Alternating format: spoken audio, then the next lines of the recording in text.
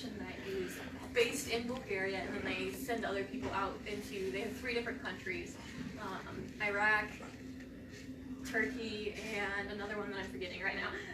But I was over there for a total of 9 weeks, and I'm just going to try to go through each week really quickly and just kind of give you a little bit of what we did and my feelings and kind of what I learned throughout the time.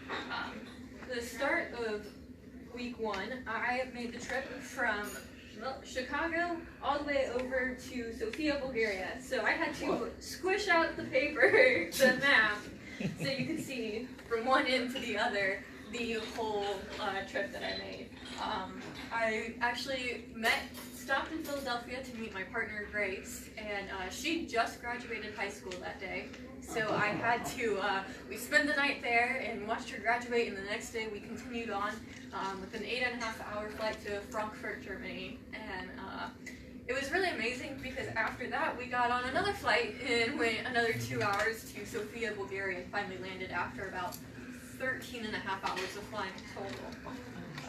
And then our main bosses, Bob and Becky, picked us up, and we started our first week. And our first week was a lot of meetings and learning the language and getting prepared for what was going to come. It was a lot of fun. Learning the language, luckily Bulgarian is a phonetic language, so you just have to, if you read the words, you can say the words, except it has acrylic alphabet, so I had to do my ABCs again, and had to relearn all of that. But once I was able to learn the sounds and be able to pick up on words, I was able to pick up on what was being said around me, and by the end of the summer I was able to order at a restaurant and talk to the kids and give very basic craft instructions. I couldn't speak as much as I could understand. I could understand a lot more of what was going on around me, and then I'd sit there and be like, I know what I want to say to you, but I don't know how to say it in Bulgarian. But it was really fun trying to figure all of that out. Then also in this week we got to explore Sofia, and Sofia is a very interesting town. It used to be part of the Ottoman Empire, and then the Turks came in, took over it. And it just has a lot of rich history of Christianity and Muslim history, all right there in one city. And we got to visit some really beautiful churches. The most beautiful church I think we visited all summer was called the Alexander Nevsky Cathedral. And it's this cathedral, and it sits right in the middle of downtown. And it has gold paved concrete streets all around it, leading up to the cathedral. And it's just a white building with green top, and it's just quite, I don't even know how, it's just outstanding. And then you walk in, and you just have this presence, this reverence, this awe, and like I felt like I couldn't even speak, seeing the history, and just, you could really feel the presence of God in there, and just the overwhelming, like how small you are compared to everything God is doing. And it was just an amazing feeling, because even though it was a Greek Orthodox church and we don't necessarily all believe the same things, it was the idea of we're all still brothers and sisters, and we're all still serving one true God. And it was kind of just amazing to see that through that. And we also got to eat lots of good Bulgarian food and get into the diet of that, which was a lot of like pork and sausage and fresh fruits and vegetables all summer, which was just quite amazing. And we even went to a place where we saw some traditional Bulgarian dances, which was just fun. Then we got on to, this is the Alexander Nevsky Cathedral here on the, wow. If you can see that on here. And then this was some of the Bulgarian dancing we got to see. The cathedral is just huge. It was just quite amazing. Week 2, we moved into Pestra, and that's where I was based at for about 7 of the 9 weeks that I was there. We started off with just a really chill week. We got to move into the apartment that we were going on to, and that was just quite hectic with my boss, Kosio, who was our main boss in Pestra. He was able to move us in, and then another boss, Becky, was there too. And it was just kind of chaos for about a few minutes until everything got finally settled down. And we're like, we're in a different country for the next 8 weeks, living by ourselves We were 19 and 18 at that point, and we're gonna have to fend for ourselves. This will be interesting. And it was just like that moment of, okay, we got this, but we gotta keep going. And we started off then meeting the kids. And that week we kind of just went to what we called the pink room. It was a room set up in the school. And the kids can just come there and hang out. And it's just a place where they could come and play games, and they stay out of trouble in town. And they're starting to learn different skills and being able to feel the love of Christ without really actually speaking the name Jesus. And it's more of trying to get over that boundary of they're very post-Christian and trying to figure out how we can communicate with people like that without scaring them off quite yet. And it's really interesting because the kids, they just want to be loved on, and that's what you got to go and do, is just go and love on them. And eventually, maybe in about 3 or 4 years, they'll be able to start having vacation Bible schools and Bible lessons like that. And that'll be a lot of fun. Week 3 was our first really getting down to it and everything. And it actually started off, week 3 was my birthday. So I spent my birthday while I was over in Bulgaria, and I turned 20. And that day we spent, it was really weird being in a foreign country on your birthday with people you've never met before, because you're like, no one knows it's my birthday. And I'm not one to be in the spotlight a lot, so I was like, yes, you don't have to deal with this. It'll be great. And little did I know they had a surprise at dinner. They had bought cake and surprised me at a restaurant and saying happy birthday to me. And it was just really great. And I may have cried a little bit, but it's okay. And then we also got to explore a old Roman fortress and just do a lot of fun things that day. Then the rest of the week we were joined by a USA team from Grace's home church, and we picked up, our main goal was to pick up a cathedral. They had some just weeds to remove, and 2 schools we were going to help clean up. And that was the main goal. And we got through the cathedral and one of the schools, and then it rained, and then it rained some more, and then it rained some more, kind of like how it's acting right now. And it was, so instead of being able to go out and actually do and help the community, we were able to go take the 60 kids that we had and be able to just love on them. And we do some indoor activities where some people would go play dodgeball or basketball with them, or we had some time where we could do crafts and coloring and just be able to sit down and talk to them. And I really loved this because it was a time where I could sit down and actually get to know the kids that I was going to be with all summer. And I get to learn their name and a little bit about them. A lot of them we didn't see after this week, but the main ones who I talked to were throughout a lot of the week. It was also a little bit of a challenge this week. Our landlord and his wife thought that it was a homestay situation, and we thought that we were going to have the apartment to ourselves. So they were in and out a lot and staying in the apartment, and so were we. They spoke no English, we spoke no Bulgarian, so it was a really great combination. And we ended up having to move to a different apartment just because there were so many issues. And now that I've looked back and thought about it, it was a lot of just cultural issues that I didn't even know about that were just underlying everything. But we moved to a new apartment across town, and it was really cute, and it was just, it was in a old communist bloc empire apartment building, and they made it into what used to be 6 apartments on a floor were 3 apartments now. And it was very small, but it was very, really nice and cute almost, which it was kind of nice to see something good, and they're redoing that neighborhood, and a lot of good was coming out of something that was really bad for that area. And it also included a Turkish toilet, and if you don't know what that is, I'm not going to ruin what we just ate, so you can look that up when you get home. But it was really interesting trying to navigate summer with that.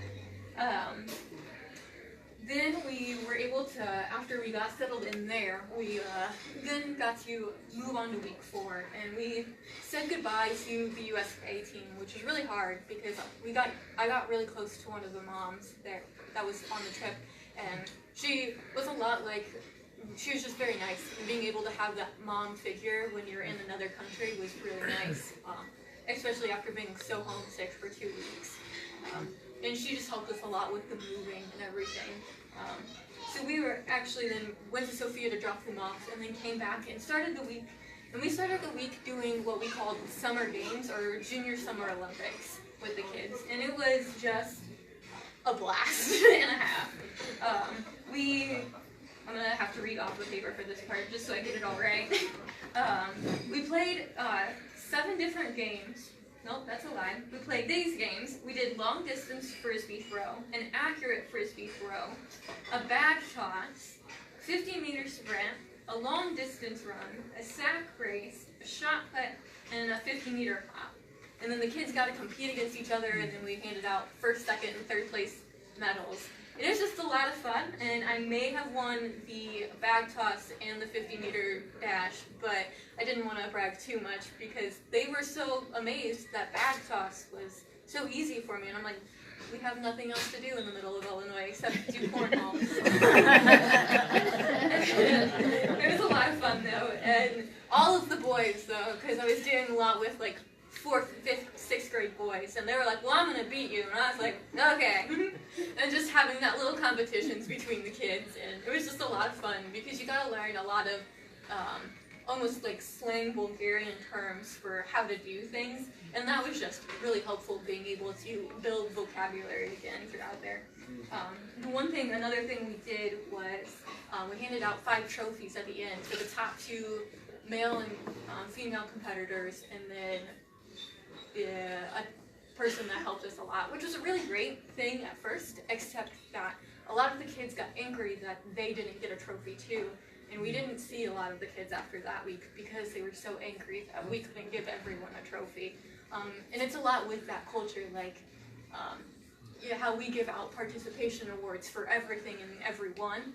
They are very, if one person gets a trophy, that person is obviously better than I am, so now I feel bad about myself. And we didn't mean to make the kids feel that way, but that's the way it came off. So we had to deal with a little bit of that. But luckily, the school program, I just heard about a couple months ago that a lot of the kids are coming back now. It took almost 6 months for some of those kids to come back, but they are coming back, which was a good thing. Then this week was also 4th of July week, which was really, again, weird being in another country for the 4th of July, because what do we do on the 4th of July here? We sit around and have cookouts, and we watch fireworks, and we have cookouts, and it's just a lot of, it's a lot of fun. And there it's just a normal Wednesday, and nothing's really being done. But as good Americans, Grace and I did the best we could to have some hamburgers, which finding hamburger meat was really hard because they mix it with pork a lot of times because the country is so poor. So finding pure beef was a challenge, and I may have went to like 3 different grocery stores and still didn't find pure 100% beef, but we got our best. We did our best to find it. And my favorite part about 4th of July is fireworks, and I was a little sad that I wasn't going to be able to see the fireworks during the 4th of July festivities and everything, but God had other plans. While I was cooking on our stove, which sat up here, so as I was cooking like this, it was just pouring down rain outside, and we're in the middle of the mountains, and it's just pouring down rain, and you couldn't even see out the window. Like, we had a little deck area, and I couldn't even see the railing of the deck on our porch. That's how hard it was raining. And it finally stopped once we got ready to eat, and I looked out, and there's just a beautiful rainbow over the mountains, and I was just like, it's not the fireworks that we all see, but it's still that reminder of God's presence and love for us. And I just thought that was just, even better than fireworks could be. Week 5, we moved to Trun. I know that looks like it says Tran, but it's Trun, because Bulgarians pronounce their A's differently every single time you look at them. And it was a lot of fun, because Trun was a lot different from Pestra. Pestra was more of a factory town. The people were a little bit, not richer, because it was still a majority third world country. But these people, a lot of them had no jobs, and it was mostly Roma or Gypsy people who lived in Trun. And in the town of Trun, the Roma people couldn't get jobs, so they had no ability to get jobs. And a lot of the kids were married by 13 and had kids by 15. So to me, being a single 20-year-old woman last year was very odd to them. They were like, your husband hasn't died yet? And I'm like, no, I'm not even, like, and at that time TJ and I were only dating. I'm like, no, I'm not married, not anything like that. And that was very, very weird for them to encounter someone who was 20 and hadn't been married at least once yet. But the kids were, in the PINK program, the program that we were under, helped them find jobs. They had a cooking program, so they would be able to get the experience that they need, even though they weren't finishing high school and even sometimes grade school. And then it was just a lot of fun to see these kids because they have so much more energy than the kids did back in Petra. And the Trun kids, their energy was just infectious too. We did the same thing we did in Trun that week as we did the previous week with the summer games, the Junior Summer Olympics. But instead of the 30 kids that we had in Petra, we had about 60 kids in Trun. So it was a little bit harder to keep everyone who was very energetic in line when there was only about 10 people like staffing it and being in charge. But it was a lot of fun and interesting.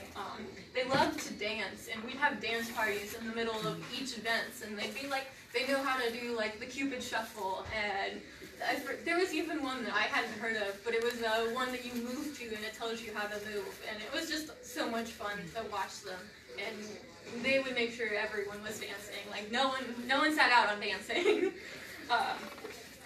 It's just a lot of fun to see that because they even had fun with the medals, and it was just the same thing, being able to see the joy in these kids and being able to love on them when a lot of their times their home life wasn't super great.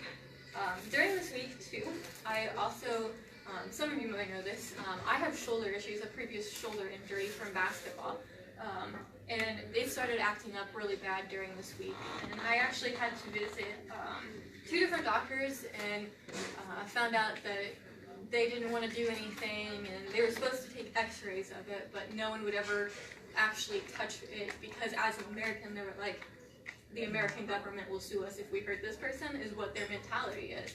Even though, honestly, like, the American government can't do anything about me. Like, it was really hard, though, because they just were like, okay, here's some medicine to ease the pain. And then my bosses wanted to pull me out and say, you're done, we're going to give you just desk work to do the rest of the summer. You're not going to be able to hang out with the kids anymore. And I was like, I'd rather not. I'll rather be in pain and be with these kids than have to sit behind a desk and not be able to go and love on them. So we decided we'd give it a week and see where we were at. So the next week, I went back to Petra, and for the busiest week of the summer, which probably wasn't the smartest thing to do to wait a week on the busiest week of the summer, but we had what we called teen games in the mornings, which turned out to be just junior high games because we had no teenagers the entire week. We had about 5 kids who would come in the mornings, and we'd play a lot of frisbee golf, and we had a parachute that they would play with. I would sit there and use one arm to play with the parachute, and they'd like, use 2 hands, it'll be fun. I was like, no, I can't, thanks. But it was just a lot of fun being able just to hang out and play with the smaller group of kids that we had. And in that time, we also played a lot of like Candyland and bingo and ping pong. They loved ping pong. They weren't good at it, but they loved it. And then in the afternoons, we did Rockin' English. And Rockin' English is the summer English camp that we would do. And it was safari themed this year, which was a lot of fun. We had a lot of like Lion King references and fun Disney stuff that they sort of knew, but we introduced to them as well.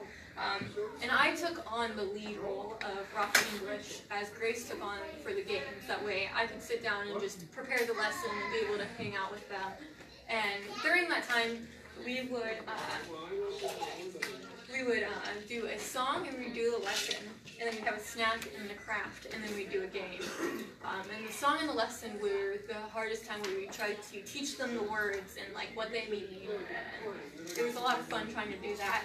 And then we found out early on that usually if you gave them the snack, then they would listen to the craft, which I found completely baffling, because if I were to, at VBS and at Milford Christian Church, if I were to give someone a snack and then try to teach them how to do a craft, it would be complete chaos.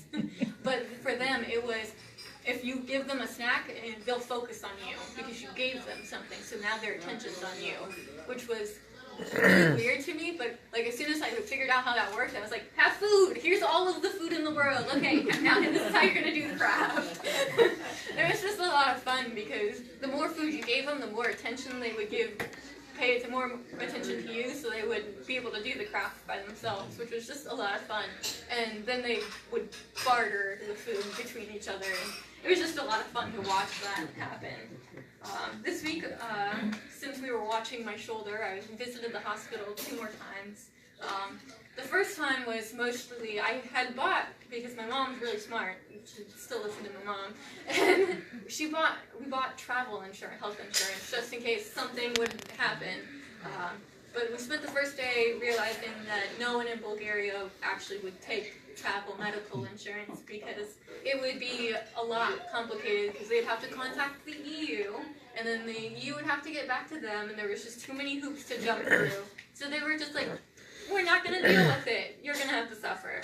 And we're like, great, okay. So we had to just readjust pain medication again. And it actually, by that time, the first dose had been starting to help, and then the readjusting of it actually helped for the rest of the summer. So I didn't have too many more issues with that, which was really great, since no one would take an x-ray of it and do anything else to help me. But then we moved in from the busiest week, we're having 2 things, to doing absolutely nothing the next week in Petra. It was our week off, which was really nice to have a week off, until about Wednesday. It was really the hardest week for me. There wasn't really anything planned or structured to do.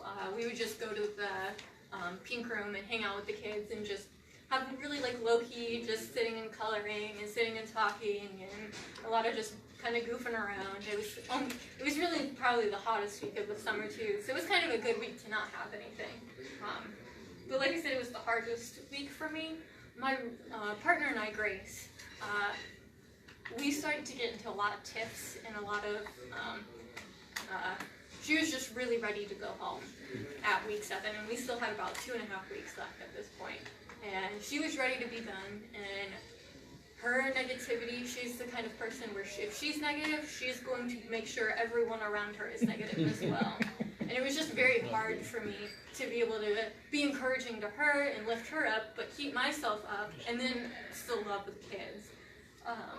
And this stressed us both out a lot, and we had a very small apartment, so sitting on the opposite end of a small apartment only does good for so long until someone needs to eat or go to the bathroom, so you have to switch sides of the apartment. So it was a little rough there. But it was also the week that I learned the most. I then began to realize, as Grace was being negative and how it affected me, realizing that I did that a lot back at school and back at home.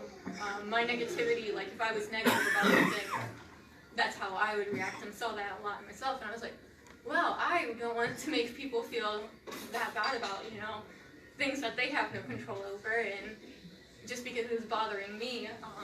So I just really wanted to, know how God could move through me in order to be able to work better with that negativity inside of my heart. And actually at that time, I had started reading a proverb a day, and when I got to, I think it was like Wednesday or Thursday, I got to Proverbs 3, and this little, verses 5 and 6 jumped out on me. Trust in the Lord with all your heart, and lean not on your own understanding. In all your ways submit to Him, and He will make your path straight. And this really just jumped out and kind of punched me in the face almost, because I love to control every single part of a situation. You can ask TJ. I love being not in charge, well, yes, in charge, of knowing what's going to happen next. And being in another country, 7 weeks away from your family, or 7 weeks out from seeing your family, another 2 weeks, 3 before you're going to be able to see them again. And being in a situation where you feel like you have no control because this person's so negative and you just are tired yourself. This stuck out, and I was just like, okay, I see what you're getting at, Father. Like, I'm not in charge here. I'm not even the co-pilot. I should be sitting in the back, letting you do what you're gonna do. And it was just, when I realized that, like, being out of my comfort zone, the more I trusted him with it, the easier it was to get through the next 2 weeks. And every time the next couple weeks, I just felt like I was doing, or was struggling with wanting to be in control of something. It was, let it go, take a step back, and think about what God's going to do with this. And that was really what got me through the next 2 weeks. And I wanted to be able to bring those two things back that I learned that week and be able to move on through this last year with that. And I think I have done, obviously not perfect at it, but like, I think I have done better with being able to do that. Just so many life situations have happened this year. Between graduating college, getting engaged, finding a new job for after college, there's been just a lot that has happened. And being able to say, I'm not stressed and I'm not worried is a huge thing for me, and I can say that. And it was just really amazing to be able to learn that in the middle of chaos. So then we moved into week 8, the second to last week. We were in Milford. It's in the middle of this mountain, and we did a mountain adventure, which is what my shirt's from. I promise you this says mountain adventure. No, I cannot pronounce it in Bulgarian because it's been a year. I tried all day. I looked at the shirt and I was like, I just can't. But we did what was called the hike, and it was a church camp of sorts. We would hike in the mountains in the morning, and then play games in the afternoon. In the evenings, we would have a lesson time, and then break out into small groups, which was really where we wanted the most focus on. And then each night we had a different party, because Bulgarians love to party. So at the end of the night, we'd have a little bit of a party for them, which was a different theme. And this was supposed to look at how to have a deeper walk with Christ during this, because we thought a lot of the kids would have at least some basis of knowing who Jesus was and what he did and how he affects our lives. And then we realized Monday night that none of the kids knew anything, so we had to redo everything, and we did just talking about how different attributes of Jesus, not even talking about him going to the cross and dying and rising again, just talking about how he loves everyone and how he is compassionate and gentle, and just showing those different things that they don't see a lot in their own lives. So we had to go with the flow a lot with that. The dynamics of the camp was really interesting because we were supposed to have 5 kids from 5 different cities. Instead, we had 2 kids from Westra, the calm and cool area, and then we had 18 kids from Trun, the excited, energetic people. So there was a lot of tension between the bosses too during this time, because not everyone got on the same page with what was supposed to happen, and then having such a vastly different group of kids than we expected was really hard.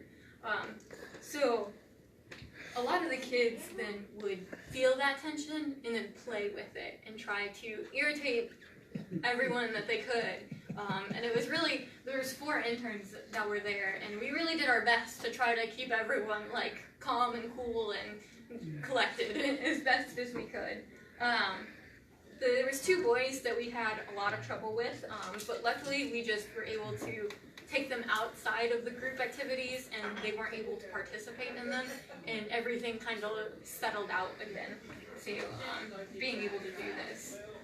Like I said, this was the second to last week before we left. So trying to find energy when you've been 8 weeks in a foreign country and you know that you're going to be home in about 8 days, and not that I was counting down or anything during that time, it was just trying to find energy was hard. So I'd keep going back to the Proverbs and rereading the proverb that I had and then reading a new one every day. But I found myself praying this every morning was, Lord, help me get through this day because you are working here. Because I could see that he was moving in these kids and that he was loving on these kids through us. But I was just like, I'm having so much trouble to even get out of bed in the morning. Like, keep me moving so I can love these kids more because you are working. And it was just all of that, just a little bit of reminding myself that I'm not the one who's doing the work here, that God is working through me, and trying to remember that. But all in all, like, it was a really amazing week. The mountains, the hiking was just amazing to be up in the mountains and just see God's creation from a 360 view, really. And then being able to share my testimony with some of the girls that I did with a translator, which is a really interesting experience, and it takes about 20 minutes longer. You would think it would only take about 2 times longer than what you normally give your testimony, but it takes about 3 times longer to give your testimony in a different language, through a translator and then through questions. But it was a lot of fun because it spurred the girls on that had similar struggles or saw different parts of their lives intertwining with how I live. Someone who lived thousands of miles and an ocean away from them, that God is working in their lives in the same way. And just being able to get them to open up about some things. It's just really amazing to see how, where they were struggling, but also where we could love them better, and that, or the people who are going to be there can love them better and know how to help them from there. The last week of our trip was our debriefing and saying goodbye, and we were split up between Petra, Arbanasi, and Sofia. In Petra, we spent a couple of days saying goodbye to the kids that we were with, and saying goodbye to our boss, Cosio, and our mentor, Teddy, who checked on us every week. And it was super hard because I really loved those kids, and I had pictures of them up on my wall this year as I was at school, just to have a reminder of them every day. Veronica and Eleonora were 2 of the girls that I got really close to, and they were just complete goofballs. But we said goodbye to them in a park one day after we went out to eat with them. We bought them dinner and just were having fun with them. And we had to say goodbye in a park, and we thought we were going to be able to say goodbye in our apartment, but we weren't able to. So we're just grossly sobbing in the middle of this public park as we're saying goodbye to these girls. And it was this moment where we were getting weird looks, but we didn't care because we knew we might not see each other again, but we knew that the friendship and the bonds that we had made were real. And that was really great to be able to have that time with them. We also had to say goodbye to Cosio, our boss in Petra, and his wife, who had done a lot for us that summer. And they were just really like our Bulgarian parents for that summer. And again, it was almost as hard as saying goodbye to my family when I left to go to Bulgaria. And then the next part of the couple of days, we debriefed with Bob and Becky.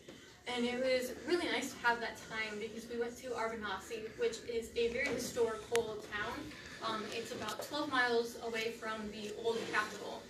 So we got to explore an old castle, and were able to see different sites and many old churches, like the Church of the Nativity, and it has a bunch of frescoes in it, which are painted on concrete, and then they dry, so the paint's on there forever. And it was amazing because it tells, if you start from the doorway and you move around this building, it tells the whole story of the Bible on the ceiling. And then underneath of that, it has all of the Bulgarian saints. Everyone who has been put into the sainthood as Bulgarian, it has been painted along the lines of it, because Bulgarians are just very proud of their heritage, and they want to show, look, we are Christian, and we do love God and serve God too.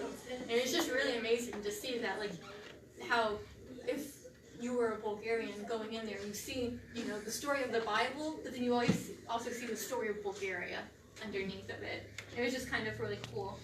But the debrief time was just amazing too, because we sat down with the main bosses, and it was this time where we could talk about, hey, this went really well, this didn't go so well. And I felt like they really had ears for us, and were listening to what we had to say and really cared about what we had to say. But the amazing thing was they had helpful critiques for us. And I was going into my senior year of college at the end of last summer, so being able to have those critiques of knowing what I could work on and where I need to improve, but also what I'm doing well, was very helpful in being able to find places where I could move and learn how to do certain things this last year in school. Then, as we were coming home, we were really excited. We had to leave though at 4:30 in the morning in Bulgaria, and then we flew from Bulgaria to Frankfurt and waited 5.5 hours, and then flew from Frankfurt to Philadelphia. And then when we got to Philadelphia, it was raining, and we sat on the tarmac. We couldn't even get into the building for an hour and a half because they were so backed up. And we sat there and we're like, we're in America, but we can't even step foot on American soil. And it was just that, try to, and then I was like, wait a second, I have another flight to catch. Grace didn't, because she lived in Philadelphia. I was like, I have to make it to Chicago still tonight. And I kept getting texts on my phone, like, your flight has been moved, your flight has been moved up, your flight will delay a little bit further. And I was like, oh my goodness, if they delay this anymore, it's just going to get canceled, and I'm still not going to get home tonight. Which was okay, but it worked out, because I then was able to, after about 3 hours again of waiting in another airport, at 9 o'clock that night, I flew to Chicago, landed there about 11 o'clock, and finally was able to see my family. And then, this is my sister, Kendall, here, and I didn't even know she was supposed to be coming, and as soon as I saw her across the airport, I just made a beeline for it, because I was just so excited to see a familiar face and just my family in the middle of the Chicago airport. And it was just a lot of fun being able to come home, and then a long trip back, but overall the trip was just such an amazing experience. Like, it was hard. It was a hard summer being away this long, but it was also a good summer because I learned a lot of tough things about myself, but I learned how I can trust in the Lord and move on with that. And it was just really cool to see how this has now spurred on to what I'm going to do next. Right now, I actually last Saturday, a week from today, I graduated Lincoln Christian University with my bachelor's in intercultural studies. And I was able to, throughout this last semester, be able to get connected with one mission society in Greenwood, Indiana. And I'm going to be a missions mobilization coordinator, which is a fancy term of a sending agent, basically, or someone who's going to sit back and do all the desk work and be able to help figure out where, if someone would come and say, hey, I want to go somewhere for the Lord, but I have no idea where, and I don't know if I'm ready. My job would be to help them through each stage and be able to figure out where they are best gifted, where they would fit into teams that we already have in place, or if they're gifted enough to start a new team, and if they're healthy enough to even go on the field, or what they can do to become healthier to go on the field. And that's what I'll be doing with them. And it'll be just really amazing, because I learned that with this, that if I'm going to go into field work, I'm going to wait until I have a foundation of trust and loving relationship with the person that I'm going with, not just someone I'm meeting for the first time. So I'm really excited to be able to start there, and I'll sign up for a 5-year contract with them and be able to start that in June to start support raising and everything for that. So that's a little bit of what I did and where I'm going, and if you have any questions, I'd love to answer them. I think you actually covered everything very well. Thank you. I'll be honest, I gave this presentation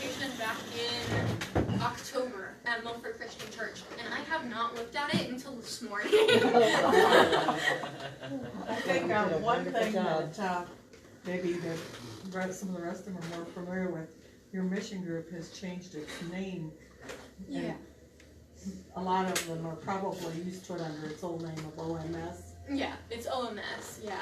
They were Oriental Mission Society, and then they were just OMS. Now they're One Mission Society. So, yeah, we'll be heading over to Indianapolis for that, to be able to be with them and start ministry with them. Well, I'm going to put a basket over there for free will offering for Hannah. Help her with her, meet her goal. And we're not gonna meet her goal by a long way, but we can help inch her along. And if they have any questions, well, you just go ahead and do that. Yeah, and thank you guys so much for letting me come and have this opportunity to talk with you guys and share. I love it so much.